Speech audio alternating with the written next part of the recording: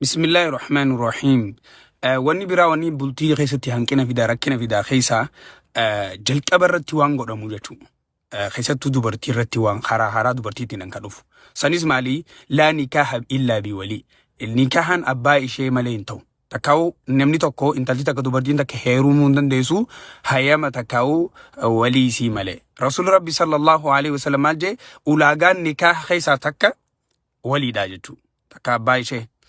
Abbaan isii osoo jiru hafayyaa qabu nam muslimaa osoo ta'ee jiru eeysuma dabarsu adeera dabarsu akaakot dabarsuun waan shari'aan ayyamtu miti jechuudha. Abbaan isii isiidhaaf jechuudha. Yoo ragaan jiraatee jechuun namni kun dandeettii walii ta'uu hin danda'u kan jaamoo jiraate malee.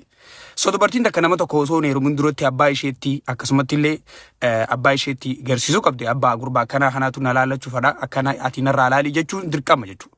Maaliif jennaan namni muslimaa tokko akkanuma lafarraa ka'ee nama harkees hin heerumu. Dubartiin amma akkanuma kaatee nama hin taane heerumtee akkanuma kaatee abbaa baluu jaalalaarraa naqabee garaa goonnaa xintee jetteetuma waan hin taane heerumu nama hin taane heerumti jechuudha. Kanarra rakkina isiirra fida jechuudha. Fayyaa isiitirrallee jireenya isiitirrallee akhiraa isiitirrallee akkasumatti illee lubbuu isiitirrallee rakkina fiduu malaa jechuudha. Maaliif abbaa kee duraaf inni sirraa laaluu qaba jechuudha. Laa nikaaha illaa bi walii abbaan kee nikaa kasi godhu isaa jechuudha. Ulaagaa nikaa keessaa tokko isaa jechuudha.